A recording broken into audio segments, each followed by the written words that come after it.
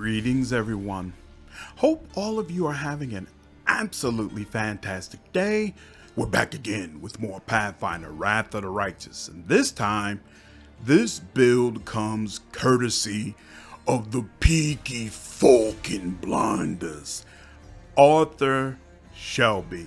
I'm a big fan of Peaky Blinders. Not sure if there are many fans subscribed to this channel. I guess we're about to find out, but I believe he is absolutely perfect for a demon build. Let's go ahead and dive right into it. So we are going to pursue becoming a Hellknight, a devil Hellknight, which I believe again is absolutely perfect for Arthur. He served in the military, he is a military man, and then he gets out, and as much as he wants to be just a regular good guy, it's just not in him. Bunch of things that you need in order to become a Hellknight. You need a specific alignment. We are going to be lawful evil. You need to have heavy armor proficiency. You need a ranking of 2 in knowledge arcana, a ranking in 5 in persuasion, and a base attack bonus of 5 as well. Now, in order to become a Hellknight, we're actually going to do it the canon way and start as an armiger. So armigers are basically people who are training to become Hellknights but have not actually entered into the test, which is a situation where they have to face single combat against a devil and emerge victorious. So we're going to start out as one of them. Let's go ahead and get into it. He's going to be a human, male. For background, we're going to go with martial disciple. Arthur is very well known for using his hands and for being dangerous with his hands. This is perfect for him. And then for attribute distribution, we're going to go with an 18 on strength, 14 on dexterity and constitution, makes us a little bit more tanky since we are a frontline fighter, and then a 14 on charisma. This is going to be a build focused heavily around intimidating people around us, and that's exactly what Arthur is known for, so again, fits perfectly. Now at level 1 for your skill points, first and foremost, you want to focus on what's going to allow you to be a Hellknight. So you're definitely going to want to pick up a 1 on Arcana. And then we're definitely going to be investing heavily in Persuasion. Now, what you do with these other 2 points is up to you. I like having my frontline tanks with Perception, because that allows them to be able to notice traps early. Otherwise, if your best perception person is all the way in the back, you can end up in situations where the trap is going to be noticed too late for your team to actually avoid it. And keep in mind, when you become a Hellknight, you're going to pick up perception as a class skill, so it's going to give it a nice little boost at that point as well. And then I put a point into mobility. If you have 3 points in mobility for fighting defensively, you get, I believe it's an additional +1 to AC from your dodge bonus. And so I believe being a frontline fighter, this investment is worth it. And then at level 1 for your feats, I will go ahead and get weapon focus, flail, just because I feel like flail is pretty much the standard weapon for a Hellknight. And there's nothing better that really goes well with Arthur. So might as well go ahead and pick it up. And then we're also going to pick up dodge. Again, give you a little bit more tankiness. For order, we're going to go with Order of the Scourge, specifically because of this buff that you get. Whenever you land a killing blow, all enemies in a 15-foot radius suffer a -2 penalty on will saving throws for 3 rounds. And this penalty is going to increase as your Hellknight levels increase as well.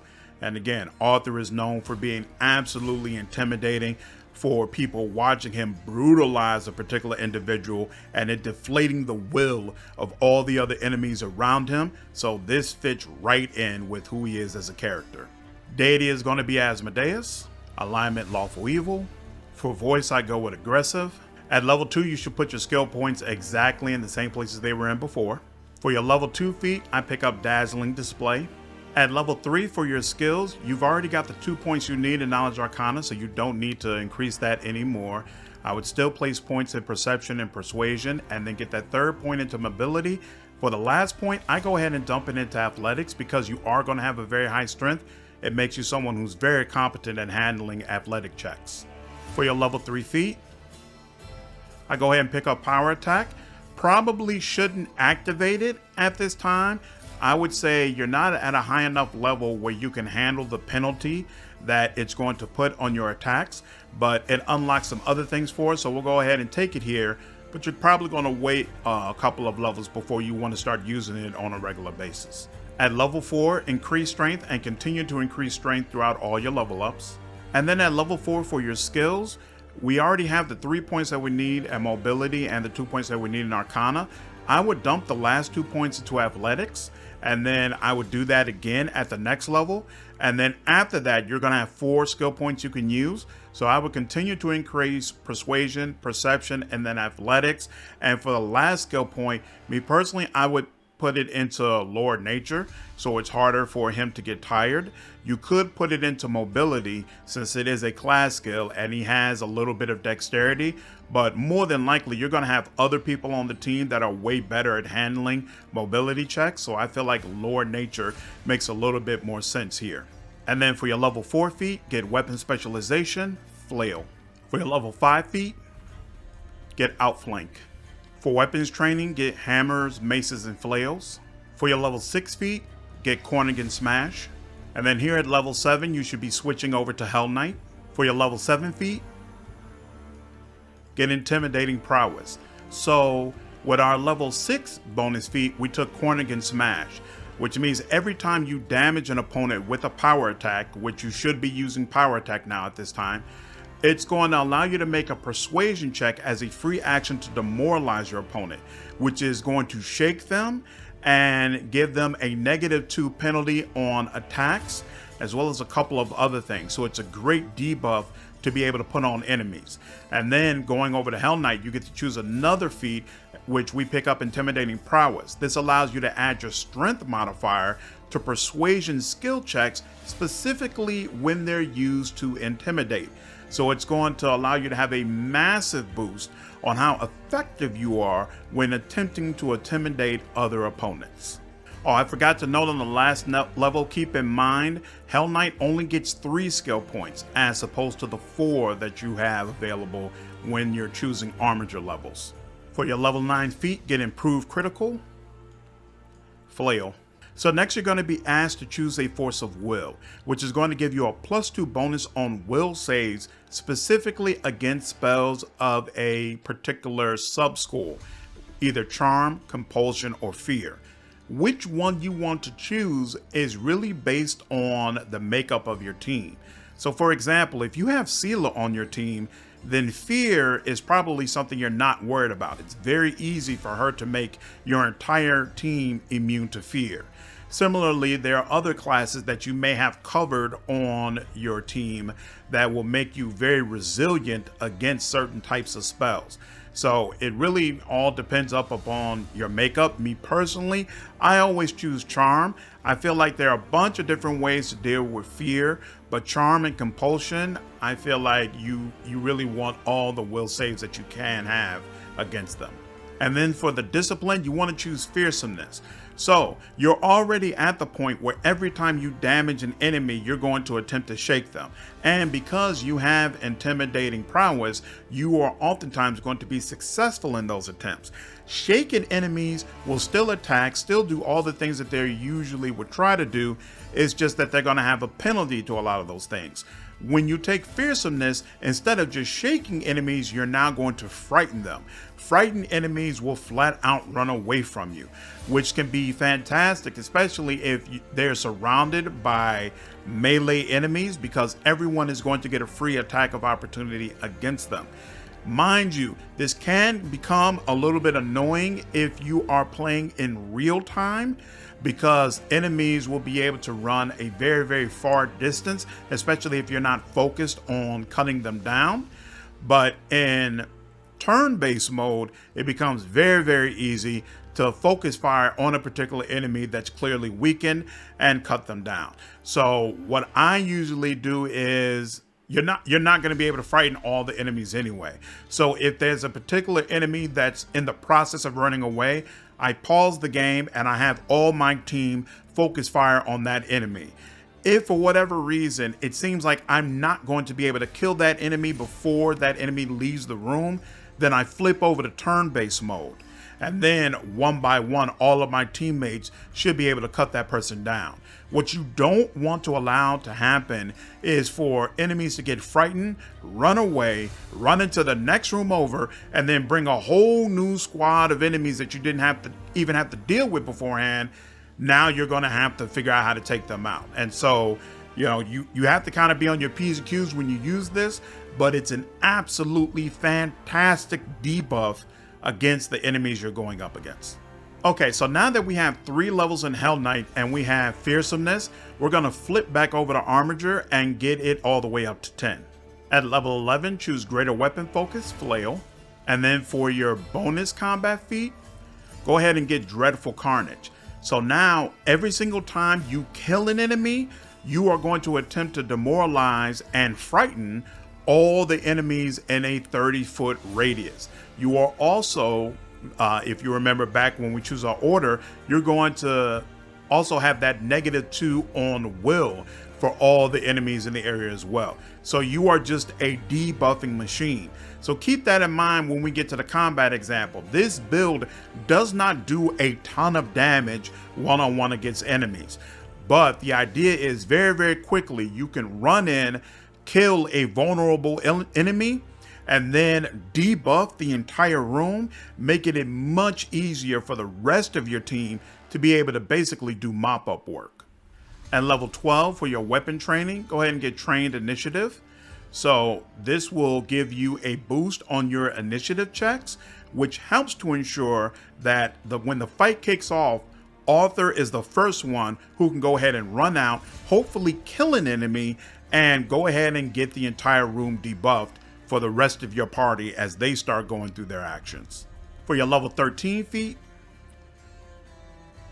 choose Shattered Defenses. So we are already frightening entire rooms and debuffing them.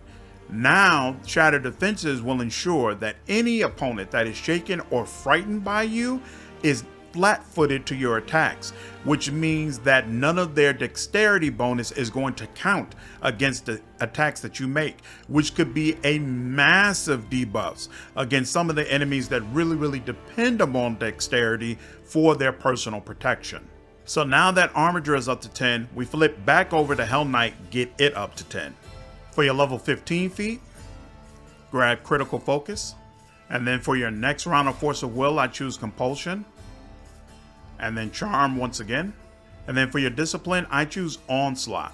This is going to allow you to, as a free action, increase your base speed by 10 feet and gain a +4 bonus to strength for 1 round. For your level 17 feat,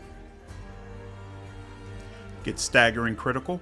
And then for your level 19 feat, might as well go ahead and pick up Crane Style. It's going to give you an additional +1 dodge bonus to your armor class, and it's going to reduce the penalty on attack rolls for fighting defensively to 2. Okay, so now that we've went through the character levels, let's go ahead and start with the mythic ranks. So for your first ascension, I would go ahead and get Force Reality. This is going to allow you to do a 30-foot radius greater dispel effect against enemies that strips off all of their illusion spells. So not all the magic buffs on them, but specifically the ones related to illusion. You're also going to get, at second mythic rank, the ability to fix abnormalities and allies. So you can choose an ally within close range and use a greater dispel effect that'll specifically target negative effects happening to them. Very cool stuff. And for your first mythic ability, I'm gonna go ahead and choose Thundering Blows. This is going to ensure that even when you miss, you're still going to be able to do damage. At mythic level 2, I'm gonna go ahead and get Weapon Focus, Flail. So remember, you took Weapon Focus and Greater Weapon Focus, which means this is going to give you a +2 over time to attack. At mythic level 3, grab Last Stand. The one weakness in this build is I feel like it's probably not as tanky as some of the other builds that I've done. It's probably more of an off tank. So this is going to assist you in the event that something happens and enemies are cutting through his defenses. So at mythic level 3, you're going to be able to choose an Enforcing Gaze for your Aeon. Which one you choose is really determined by the makeup of your team. So without knowing what party members you have, I take save DC, which is going to allow the DC of saving throws against all spells your allies cast to be increased by 1. At Mythic level 4, get improved critical, flail. At Mythic level 5, I like dimensional retribution. So this creates a link between you and enemy spellcasters. Every time you're targeted by an enemy spell, you gain the ability to teleport to a spellcaster as a move action for the next 2 rounds. I like this because oftentimes spellcasters are going to be very vulnerable to melee attacks. And if you're able to move quickly to spellcasters, it means it's just that much quicker where you're able to kill one of the enemies and then debuff the entire group. Also, again, I consider this more of an off-tank character, so having this teleportation ability will oftentimes move you away from where the real action is at and allow you to be able to pick and choose more of your targets, which is advantageous for this particular build. And then at level 5, you're going to be able to choose an enforce engage yet again. I will go ahead and go with attack. So this is going to allow your allies' attacks to be increased by 1, +1 per 2 mythic ranks. But obviously there are a bunch of options here, which depending upon the makeup of your team might make more sense. At Mythic level 6, I'd get Destructive Shockwave. This ensures that every time you miss with a melee attack, the target will still take damage equal to your strength bonus. And definitely by this time, your strength bonus should be large enough where this will actually do serious damage to enemies. At level 7, I go ahead and get Ever Ready. And then you also get another Enforce Engage. I go ahead and get Caster level, which is going to do the same thing as the Enforce Engage for attack, except it applies to Caster level. At Mythic level 8, I go ahead and get Power Attack. And then at Mythic level 9, I pick up Leading Strike. For Mythic level 10, I'd probably go ahead and pick up Flawless Tax. Okay, so now that we've been through the levels, let's go ahead and check out the spellbook. You do get to choose spells up to level 7 as an Aeon. Since we're switching over to Devil, we only get up to the level 5 in the Aeon spellbook. You do not get spells as a Devil. I'll show you how the Devil options work in a little bit.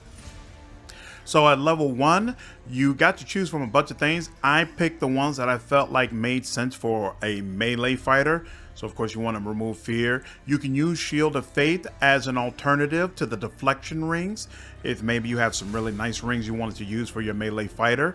And then Stunning Barrier can be kind of cool to have on, but really that and Divine Favor are kind of early level powers that you're probably not using later on. Then at level 2, Protection from Alignment Communal is going to give you a +2 deflection bonus and resistance bonus against specific alignments. And Effortless Armor is really nice.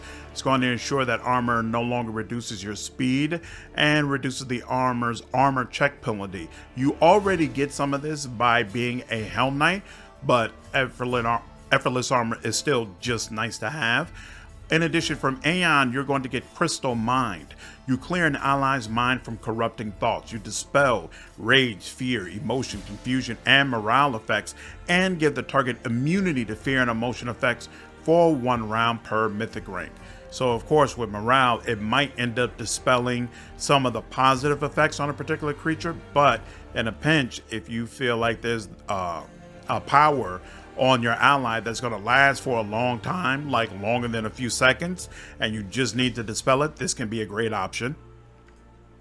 And level 3, I chose Protection from Arrows, Delay Poison Communal, and Magical Vestment, and then I had to pick something, so I just threw Remove Curse in here. Some of the really nice Aeon powers. Relativity is going to haste your allies while slowing your enemies, which is of course a really nice debuff and buff at the same time. And then Starlight is going to dispel all of the, suppress all of the invisibility effects on enemies, and it's going to give your allies a 20% miss chance, and this is for 1 round per level. So that is really nice, and something that in certain situations you'll definitely want to use. At level 4, I chose Dimension Door again because we want the ability to be able to teleport around. Divine Power is a really nice way to get a boost on your attack bonus. I think with this build you can get up to about +5 luck bonus to attack. So obviously that's going to make a big difference. And then I just threw in Restoration. You also might want to use Edict of Predetermination as a swift action. You can make a target roll 11 on all d20 rolls for the number of rounds equal to your caster level divided by 4. So basically for 3 rounds you can force a particular party member to roll an 11, which might be useful to you. And then at level 5, I just threw in Break Enchantment and Cleanse because it didn't really seem like there was anything else that I was all that into. And then you do have the option of Zero State. You try to dispel every effect from every creature in a 30-foot radius, gaining +10 in the caster level check to dispel. So obviously you want to be very careful about when you use this because you could easily wipe out all the buffs on your entire party.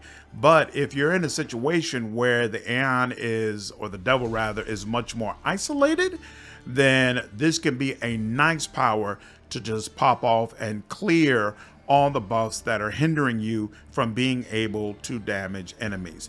There are other nice Aeon powers, but just keep in mind our caster level is very low. We're not specializing in spell casting, so honestly a lot of those powers have too low of a DC for us to be able to use them effectively. If we head over to inventory, I've got a +5 flail, I've got a heavy shield, I'm not sure what the boots are. So the boots are adding my ranks in athletics to the damage rolls on a successful charge attack, so that's really nice. I've got a belt of physical flow, so it's going to give me a +6 to strength and dexterity. Now I have on heavy armor, and you'll see the max dexterity listed on the heavy armor is 1. However, because you are a Hellknight, you are going to be able to use more of your dexterity while wearing heavy armor. So if you look at my armor class, it is providing my full +5 dexterity bonus even though I'm using heavy armor, which is probably a system you're very used to if you played it all with Regio, and it of course applies here. The necklace I'm using is giving me a +4 armor bonus while also giving me a +2 to the highest current ability score, helping to pump up my strength more. The helmet is going to do bleed damage against enemies for 1d4 round when I land a hit on them. However, the DC is only 25, so there's only so many creatures that are actually going to be impacted by this. The shirt is allowing me, when my health is below 50, each attack against the wearer has a chance to reflect dealt damage. But again, the DC is 24. There's a lot of enemies that can overcome that. So it's just something that I kind of threw on this character. We've got a +5 resistance cloak. And then we've got a ring that is going to give us a boost on our persuasion checks. And one of our pets is going to give us randomly an additional 1d4 cold, fire, acid, or electricity damage with each hit that we make. Oh, and then the things over the eyes are giving me a +10 on perception. So as you can see, plenty of slots open. This is not optimized at all because I wasn't running this character, but definitely easy to see how this could be effective. So now we're in a combat situation. I have the usual buffs you want to put on your character. So armor vestments twice because I am carrying a shield, magic weapon, shield of faith, remove fear, prayer allies, all the usual stuff, some of which I have, other things I needed from a cleric or from Woljiv to be able to put on me. I have an enemy right in front of me, so we'll just go ahead and do a full attack. And as you can see, with haste, we're going to get 5 attacks.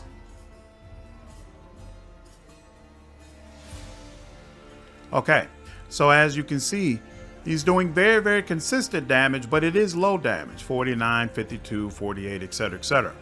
But once he killed that enemy, there was an attempt to intimidate everyone that was around him. Now, unfortunately, looks like the WotR was out of range, and therefore there was no intimidation attempt against him. But usually, if you're surrounded by enemies, all of them would now be shaken and intimidated, and it would be much easier to try to take them out. Let's see what happens next time. So, no one came within melee range, but this shadow demon shot spells at me several times. One time, he was able to roll a 15 and was able to overcome my spell resistance. All the rest of them had failed, so my spell resistance right now is 31, which again is not invulnerable, but it is very hard to deal with. Let's go ahead and charge in.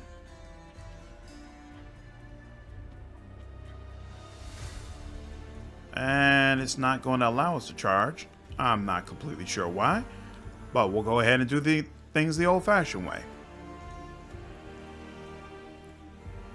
Okay, so that did 67 damage, and it successfully intimidated him.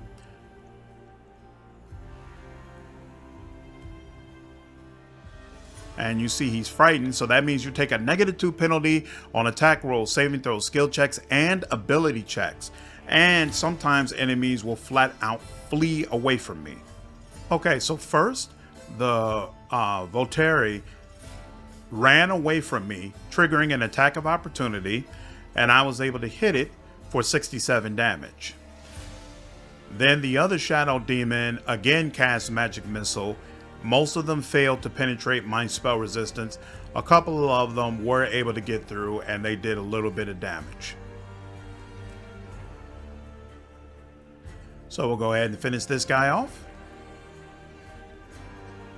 All right, so that successfully hit, and now looks like we have successfully shaken up the shadow demon as well. Okay, and we're back, and once again the shadow demon pelted us with magic missiles. Most of them missed.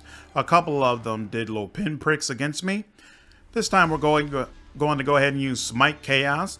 This is different from what the paladin gets, which is Smite Evil, so it's not nearly as useful, and you don't get a team-wide bonus the way you would as a paladin. But when I use this, the Hellknight can take his charisma bonus and add it to his attack rolls, and you can add twice your Hellknight level to all damage rolls. So we're going to go ahead and do that. And then just to make things interesting, we'll go ahead and use Onslaught as well.